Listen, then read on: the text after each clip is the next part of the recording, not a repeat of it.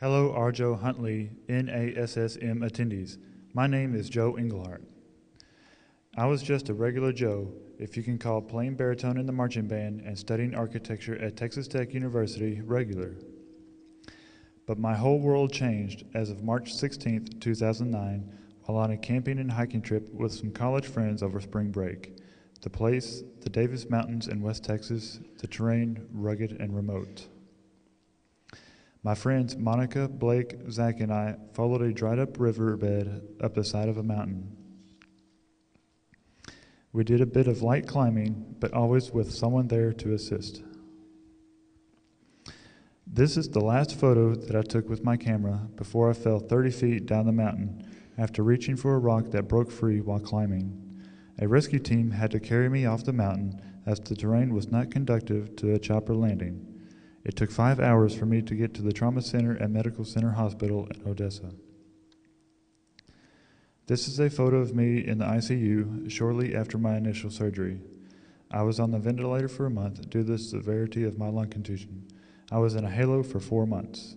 I now have metal rods in both legs and a metal plate in my neck. Needless to say, this was only the beginning as I began a long and arduous rehabilitation program.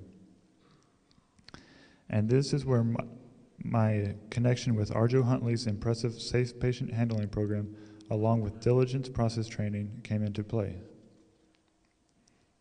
Here I am standing for the very first time with the assistance of the Sarah Plus and my able-bodied, diligent trained physical therapist. Coming up, push, Joe, push, push, push. All right, let's stop here for a second. You good? Keep going. Go on. Let's go all the way. My knee. Right there. Okay. It's gonna spasm a little bit. Stand up tall. Come on, get your chest up. We're up. Look at the camera, Joe. All right. There you go, buddy. Tell us if you start feeling bad. Hey, Gilbert. What's up? Talk to the camera. Mom's recording. Hi, everybody. Here I am taking my first steps. Again with the assistance of the Sarah Plus. Coming up. Keep it going. Right there. Okay. Am I up all the way? Nope. Come on up. A little more. Now push those legs. I'm pushing. Squeeze that butt. There you go. Okay, come up a little bit more close. Whoa, good, right there. You okay right there? Yeah, you good right there? All right, here we go. Okay. Unlock a brake. Let me pull this All right, Joe. Oh, I don't know. Oh, you're going to actually move me. Yes, we are. Forward. Just test. Try to move the foot. There you go. Now, wait. Now the left one. Shift to the right. Shift to the right. Move the left foot. Good. Right foot. Good. Awesome. Left foot. Good. Right foot. How we doing on slack, Mel? Got it. We're good. Right foot. Come on. There we go. Left foot. We don't have much more. Right All right, foot. that's good, that's good. All right, let's go back now. Backwards. Try to drag that foot back. He's going to be weaker coming back. There you go. Come on back, Joe. Come on. That's it. You got that one. Now this left one. There you go. Now the left one. Good. You're doing it now. Come on. Come on. Shift right. All right. Shift left. We are here. All right, go All down. right, come on down. Going down.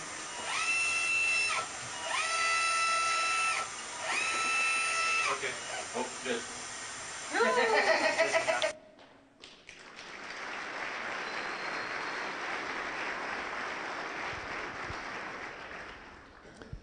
Because of the severity of my spinal cord injury, coupled with my being immobile for so long, I suffered severe muscle atrophy, losing all muscle tone and over 50 pounds.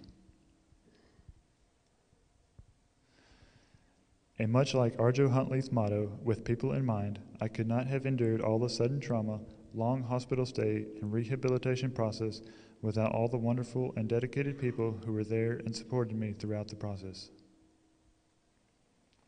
After 4 long months in the hospital, I was finally able to return home.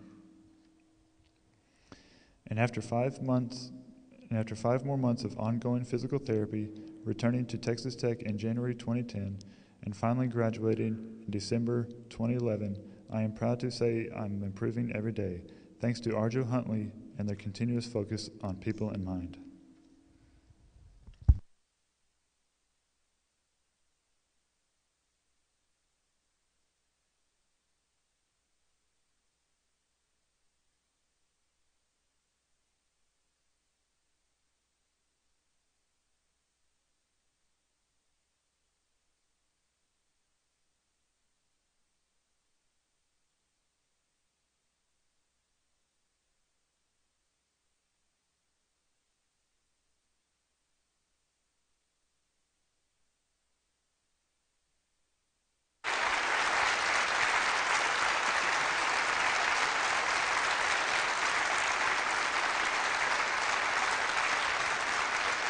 Good morning, everyone.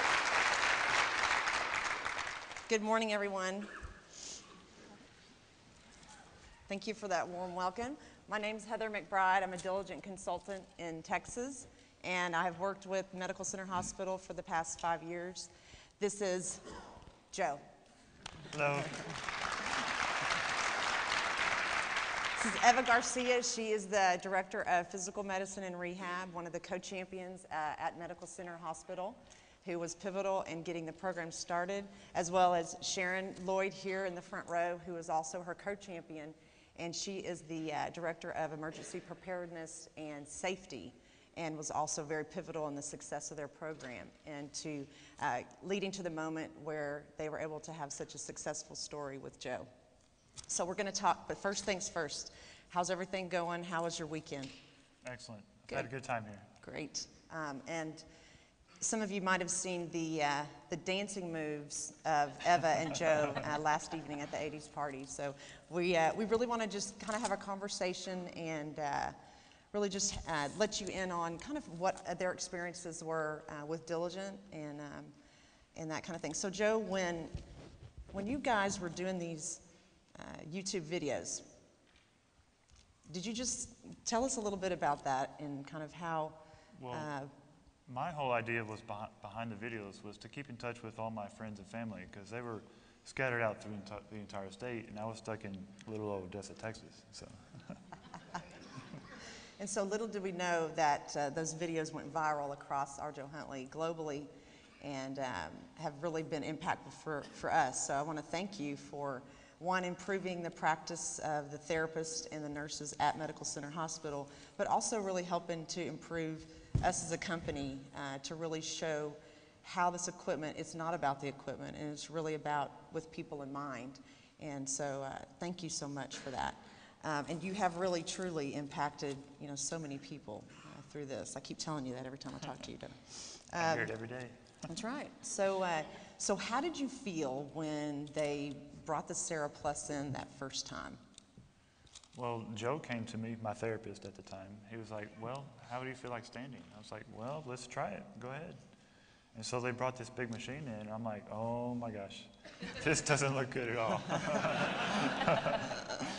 And so he kind of walked me through it, step by step, how we would do it, and then strapped me in, and then up I went. And then you went. So what were some things they did beforehand, though, like to get you to that point? Were there some things you talked about, like the tilt table and some things like that, and sitting up for the first time, those kinds of things? Yeah, I guess one of their primary things for spinal cord injuries is to use the tilt table. But after doing that for so long and getting absolutely nowhere with it, I was getting fed up. Joe was getting fed up. And so one day he came in and said, we're not going to do that anymore. We're going to try sitting up. Okay. And so he sat me up in bed. The first time I actually passed out. But he was diligent enough to do it again. And I sat up, did good. The next day they brought the Sarah Plus in. So it's one step at a time. It was good. So Eva, get us to the point where Joe, the therapist, felt confident enough to bring that Sarah Plus in, and kind of how did he get to that point, you think? Well, we struggled with Joe. Joe was a therapist because he's a big burly guy. He was one of those that wanted to manhandle all his patients. And right before we had Joe, he had actually gotten written up because we had put that into our policy, and I figure if I'm a co-champion of this program and I believe in it, I have to enforce it with my staff. So he actually was written up, and that kind of changed his thinking, if he wanted to keep his job, that he was going to have to start using the equipment. So the funny thing coming into this is one day he walks into my office and he comes to tell on himself because he was going to use he had used the Sarah Plus, and the first time he used it with Joe, Joe passed out.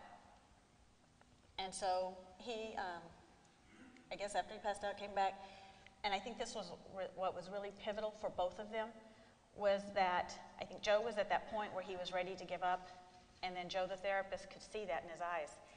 And what he told him is, let's try it one more time. And when he did that, I think, and Joe saw that he could stand, I think that changed everything for him. It also changed my therapist in seeing that this equipment really does work, and that's what it's used for. Because you see in the video, there's 4 people there. I think there were actually 6 people in the room.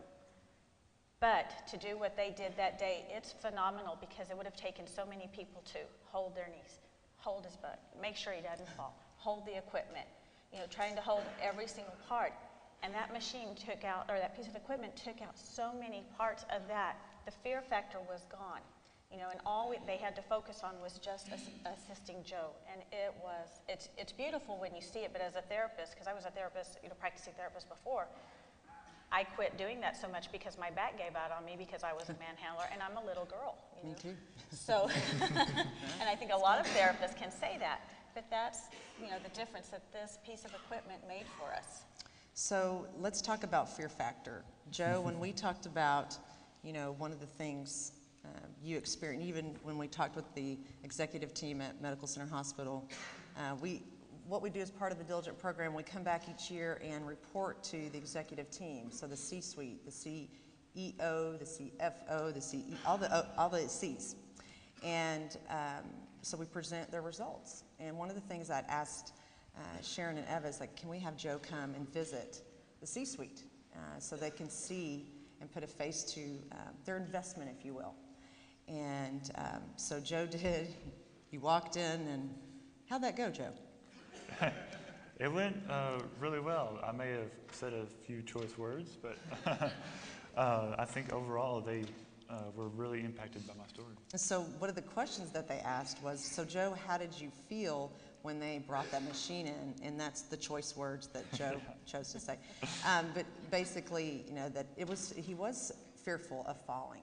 And you see that Joe is 6'5", and the therapist, how tall was she? Melissa is 4'9". 4'9". And so, yeah. And so one of the key things that even as a therapist myself, when I was treating patients, you know, they would see me walk in. I'm not that short, but it was a big thing. Oh no, go get the guy. We saw that guy in the hall. He's gonna get me up, not you. And so that was one of the things too. I find that therapists will be able to get their patients moving faster with the equipment despite our height or our strength or if we're on our A game that day. So the fear factor is another thing. And you know, we've been talking about all week about our falls. How can we prevent falls? Well, this is it. This is one way that you can show the video and say, look, this gentleman is really scared about falling, and the Sarah Plus was able to help him. But the key thing too, it's not really the equipment. Tell us a little bit about the preparation that we provided your staff and kind of how they got to the point to come into the room with the Sarah Plus as far as training and what the Diligent program provided. I'd like to go back and kind of say, when we got the cold call, I know that the sales rep that kept calling, he got a closed door initially with one group, a closed door with another group. He just happened to call me. I don't know how he got through to me, but he did. And the only thing that I was truly thinking was that I'm ready for my crew to have a lunch hour, because every day during the lunch hour, you'd hear, PT, please call the switchboard, every single day. And I felt really bad for my staff. And so when this gentleman called, I was like, heck yeah, I'll listen to you and see what we can do about getting some lift equipment. So he came in. They partnered me with Sharon. We worked on getting all this equipment ordered, and then they brought in the thought of Diligent. You know, and here I was just thinking, I just need the equipment so they can put patients back to bed. Well, when we added Diligent, that really just changed the thought process of everything on how we wanted to use the equipment. You know, because when you roll it out, we trained so many staff members to use the equipment, but then we also had our transfer mobility coaches. And then in my team, I have several transfer mobility coaches in our PM&R group. And what we did was we took time to actually train the therapist not to just use the equipment, but actually start thinking strategically, I guess is how you can put it, on how to use the equipment to benefit the patients for the needs that they have. Every patient's going to be very different. You know, so that's kind of what that Diligent process did, was kind of teach us how to use that specifically for the different demands that each patient's going to have. So when it came time to move Joe to the next step, Joe, the therapist, kind of already had a plan, knowing what the ability of the equipment was, and then knowing what our ability was using that equipment. So it just fit together so well and so perfectly that, you know, I think we stand out as a facility where our therapists actually now want to use that equipment. They use it every single day. They'll go in. They won't let the nursing staff just tell them to do it. They'll go in and say, if you don't know how, let me retrain you or let me work on you. But we really push that equipment forward as a whole within our group. Good. So that's the thing, Joe, the background to get them to the point where they felt confident to use the equipment so that you felt confident in their skill was really a lot of work. You guys did. You're a 363 bed facility. Your baseline was 18 patient handling injuries a year, and their costs were about almost $560,000 in just workers' comp alone. And so that was a lot. One of the things that we took, like you're talking about, we had that programmatic approach where we wanted to get with the CNO, and we really engaged her after that first year, right, Sharon?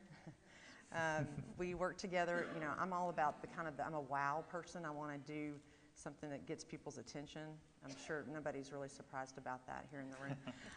But when we talk about promoting the program, one of the things that we came up with when we brainstormed was what we called the Safe Patient Handling Olympics. And you want to talk a little bit about kind of that as far as some of the things and how you got to promote your coaches? Okay. It's actually called Minimal Lift Olympics. We put that into our fundraiser that we do every year with Children's Miracle Network.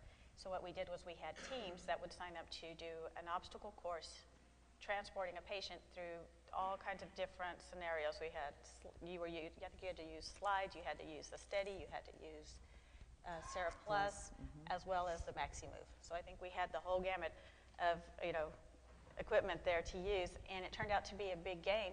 But at the same time, it also showed the different areas. We had different teams, and the patient who happened to be the CNO for that day, she could tell the difference on which groups really knew how to use the equipment and communicated to her about the equipment. As a patient. Right. So Joe, talk a little bit about what, like before, when we were doing the Sarah Plus, when they were doing the Sarah Plus for the first time, what kinds of things did they talk to you about before you actually got into standing? What were some of the things that it made you feel better, I guess? Well, they basically reiterated how safe the machine was going to be for me, how I would be strapped in, how I was not going to fall, how the machine wouldn't let me fall, and then they were standing there emotionally and supportively to ease my mind, and that really helped. And so in several phone conversations, Joe and I spoke about this and preparing for this moment today, and he said, it really wasn't, this was the patient saying this. He said, it really wasn't the equipment, Heather. I go, really? And he said, no, it was really about the people around me. I felt really safe. And so I thought, you know what, we really need to share that with you guys and gals when you are talking about the equipment. Bring in the diligent aspects first, not after you demo the equipment. I think it's really part of it, and it starts with you. I'm going to check my notes here as I move along here. Well, I'd like to add on that note, there's a hospital that's 2 hours away that's actually a level 1 trauma. We're a lead level 3. He just happened to come to us because our helicopter was the one who went out to get him. And I have a therapist who came from that facility to our facility. They had the equipment, and her attitude was a little bit negative. Oh, it'll sit there, they'll never use it. We've had it there, But I think the difference in having that diligent component to it really just stands out because our therapists, and most of our staff are really engaged with the equipment and how to use it. And I think that made a big difference because that person now, after that, she became a transfer mobility coach. Oh, that's excellent. That's great. Well, just showing some of the numbers too, you can see that not only are we impacting patients, we're impacting the staff here. They began, that 2007, they had 6 injuries. They went to 10. We think we had a little bit of miscounting that first year. But the severity and the cost were significant 2008 from the $560,000 before we started the program. And then in 2010, only 2 injuries of workers' comp, safe patient handling injuries, or patient handling injuries, excuse me, and then it was only $400. So really are sustaining the program, and then I come back once a quarter now. And so Joe, tell us a little bit about what you're up to now. Well, as I said earlier, I just graduated with my Master of Architecture at Texas Tech, and I'm actually kind of looking for a job. So if you know anybody. That's great, that's great.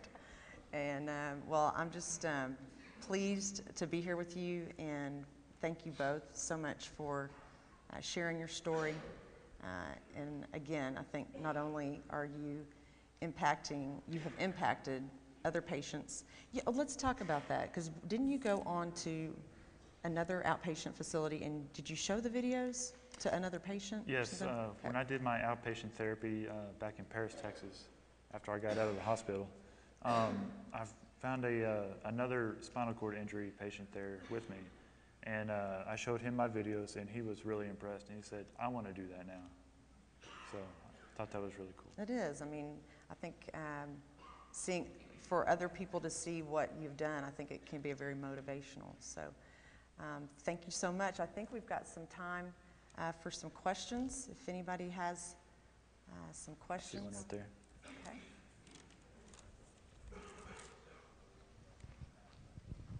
Oh, I have to say when we're getting ready too. So Sandy Huff, my fabulous regional manager, we were talking.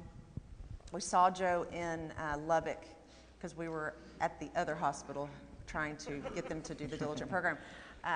We saw him across in the restaurant, and I thought it was me or either Don Webster. He said, "There's our Joe." So our Joe. Okay.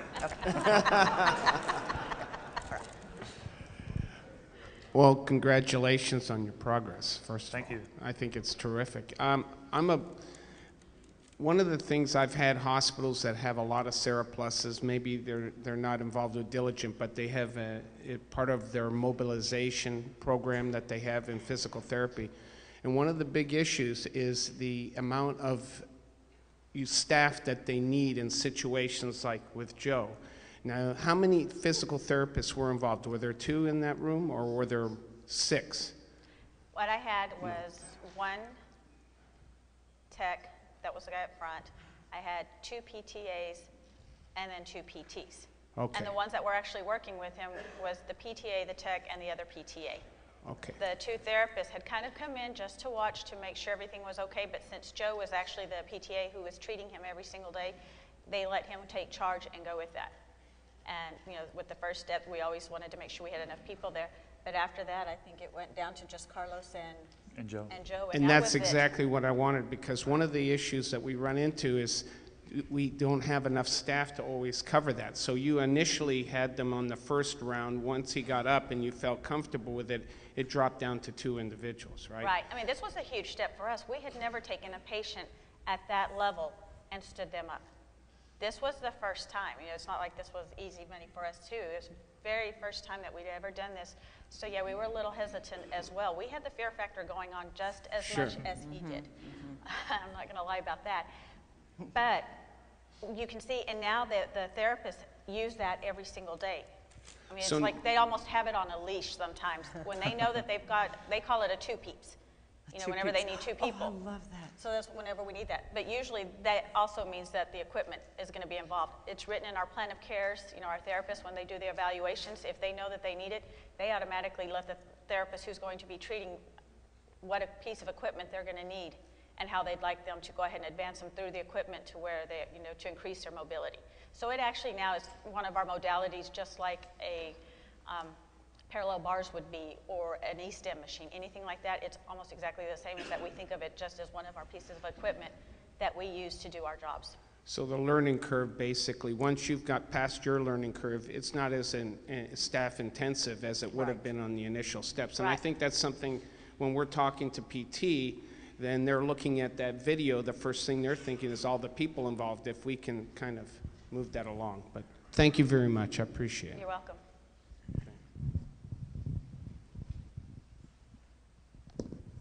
I just had a brief question. I noticed that you guys used a wipe-down sling in the video. Is there a sling preference that you use to help get people mobile on the Seraplus, Boss versus the wipe-down?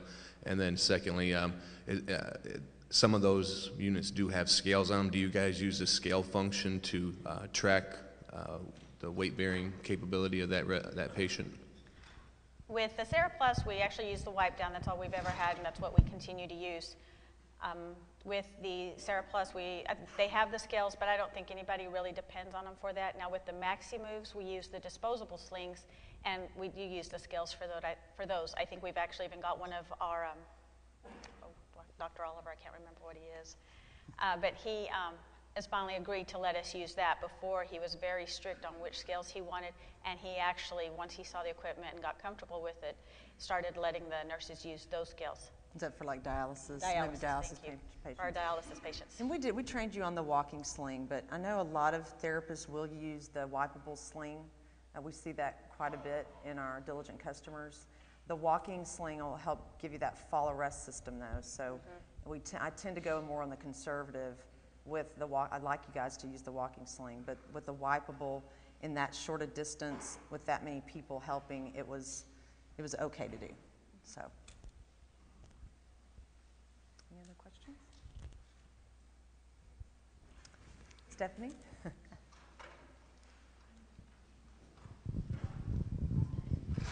Just a real quick question about the medical staff reaction to the use of the equipment in your facility, because that's always a big question when we go do an implementation as well.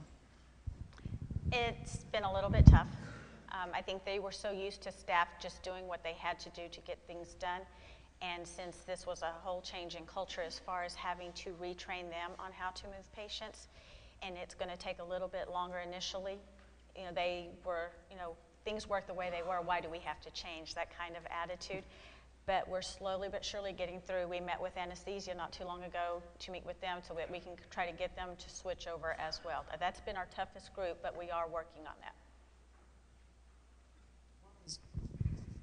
What was Joe's physician's reactions to his progress with the devices, with the Seraplus? His doctors. When they saw his progression, what was their reaction? I don't know what they said outside the room, but they were happy inside the room. I don't know. Honestly, I don't think I ever heard any feedback, but I think the proof is in what's going on. So I think the trauma physician that was over him, encouraged us to continue to do whatever it takes and keep doing what you're doing.